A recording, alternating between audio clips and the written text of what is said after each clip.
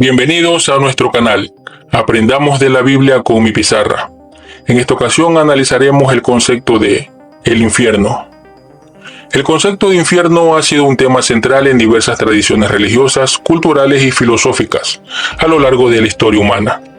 Representa un lugar o estado de sufrimiento, castigo y separación, que en la mayoría de los casos se vincula con la vida posterior a la muerte y con la justicia divina. Sin embargo, su interpretación varía significativamente entre diferentes religiones y sistemas de creencias, así como en contextos literarios y filosóficos. Hablemos del cristianismo. En el cristianismo, el infierno se concibe como un lugar de tormento eterno reservado para aquellos que rechazan a Dios o cometen pecados graves sin arrepentirse. Las descripciones del infierno en esta tradición a menudo incluyen fuego, oscuridad y sufrimientos interminables. En sí, un castigo doloroso.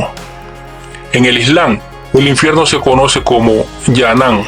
Es descrito en el Corán como un lugar de sufrimiento extremo, donde los incrédulos y los pecadores enfrentan castigos severos. Los textos islámicos también hablan de un juicio final, tras el cual las almas son asignadas al paraíso, Jannat, o al infierno según sus actos. Aunque Jahannam es generalmente considerado eterno para los no creyentes, algunos teólogos islámicos sugieren que el castigo puede ser temporal para ciertos pecadores. En el judaísmo, la idea del infierno no está tan desarrollada como en el cristianismo o el islam.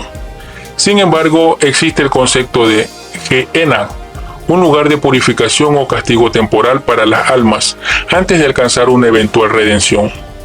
Más que un lugar de tormento eterno, Gehenna se entiende como un proceso de rectificación espiritual. En las religiones orientales como el hinduismo y el budismo, el concepto de infierno también está presente, aunque con diferencias significativas. En el hinduismo, el infierno, conocido como Naraka, es un reino temporal donde las almas son castigadas por sus malas acciones antes de renacer en otros cuerpos a través del ciclo de reencarnación. Los castigos en Naraka varían según la naturaleza de los pecados cometidos. El budismo tiene una visión similar con los llamados reinos del infierno, Narakas, que son estados de sufrimiento extremo. Estos reinos no son eternos. Las almas eventualmente renacen en otro estado de existencia, una vez que el karma negativo generado se ha agotado. Si hablamos de literatura y el arte, el infierno ha sido una fuente inagotable de inspiración para la literatura y el arte.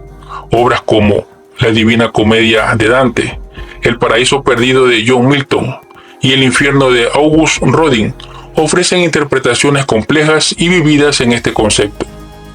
Estas representaciones a menudo reflejan las preocupaciones éticas y espirituales de sus respectivas épocas, así como los miedos y esperanzas universales de la humanidad. En el mundo contemporáneo moderno, el infierno se ha reinterpretado en contextos seculares. Por ejemplo, se utiliza como una metáfora para describir experiencias de dolor extremo, como guerras, enfermedades o crisis personales. La literatura y el cine moderno han explorado estas ideas, presentando escenarios distópicos y psicológicos que evocan los tormentos del infierno.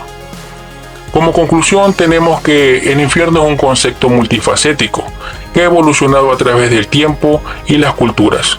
Aunque originalmente se vincula con la justicia divina y el castigo por los pecados, también ha adquirido significados filosóficos, psicológicos y artísticos, ya sea como un lugar físico, un estado espiritual o una metáfora existencial.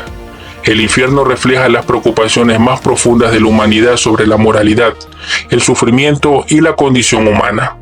Su relevancia perdura porque aborda preguntas universales, como ¿qué sucede después de la muerte?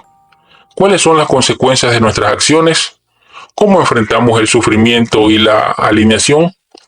Estas preguntas continúan inspirando reflexión y debate en el mundo moderno.